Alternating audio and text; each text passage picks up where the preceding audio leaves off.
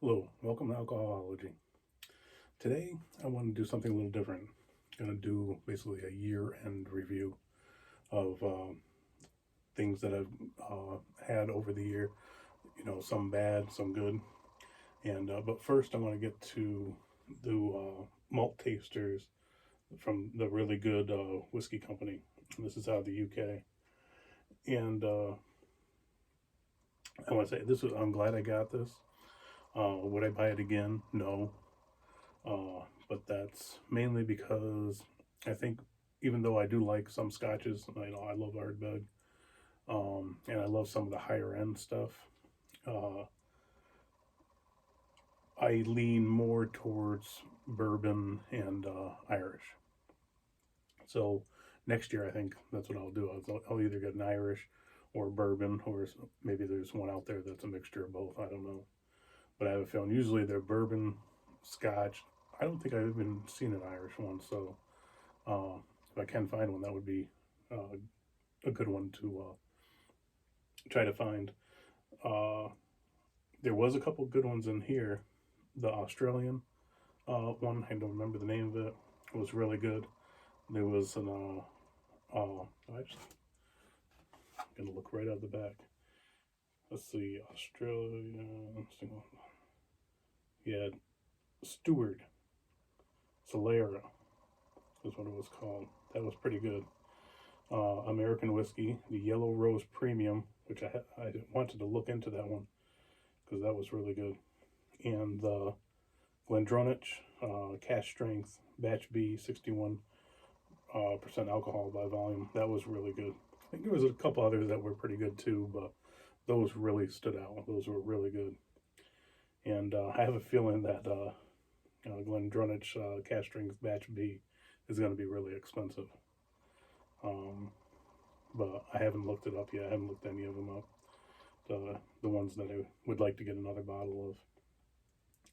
But yeah, I'm definitely lean more towards Irish, and especially after getting this, one of the reasons I wanted to get this, I wanted to really get into a lot more scotches, and there was a couple good ones, but I don't think I would get it again.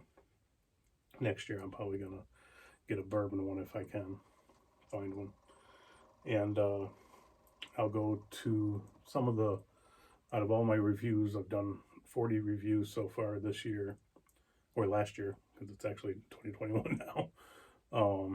Last year, and there was two that stood out that were I really did not like, and one's a Scotch, and it was the Macallan Gold. I'm actually looking at it right now. Double cast.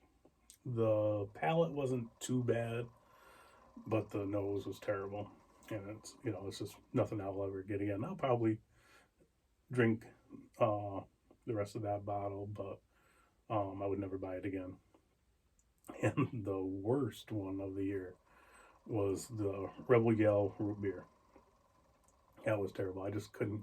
It had this medicinal taste that was so strong. I didn't like it. It didn't taste really like root beer. It tastes like root beer with medicine in it. Um, I even tried it with. I didn't try it with Coke. I'm not really a big cola fan for mixers. I lean more towards ginger ale or Sprite to do mixers. Uh, when you add alcohol to cola, it gets that flat taste, which I can't stand. I can't stand flat, Pepsi, Coke, anything like that. So I tend not to use cola, any kind of cola. And but I back to the Rebel Yell root beer. I tried it with Sprite. I think I tried it with Mountain Dew. Uh, tried to just adding water to it, and just I couldn't. I tried to like it, and I couldn't. And I ended up actually giving both because I got two bottles because I thought I would like it, and it was on sale because I love root beer. And but I ended up giving the half a bottle that I had left and the full bottle to my brother and he seems to like it with Coke, you know, but I never even tried it with a Coke. And as far as good. Now, when I was trying to pick out my favorite out of the 40 that I reviewed, and it wasn't just whiskeys. It was there was wine in there. There was hard seltzer, um, vodka, gin. There's a lot of different things, and there's a lot that were close. But this one, the reason I picked this one, which is Jameson Black Barrel, for my number one for 2020, is it's only 40%, but it's got a nose and a flavor profile for something that's probably, you know, in the 50 ABV range. And the price, which I paid, I think it was 35, I think. Probably got it on sale. 90% of what I get is on sale. I don't think I wrote it on here. Usually I do too. Or it might have been a tag and I just took it off after I review it. Sometimes I just take them off.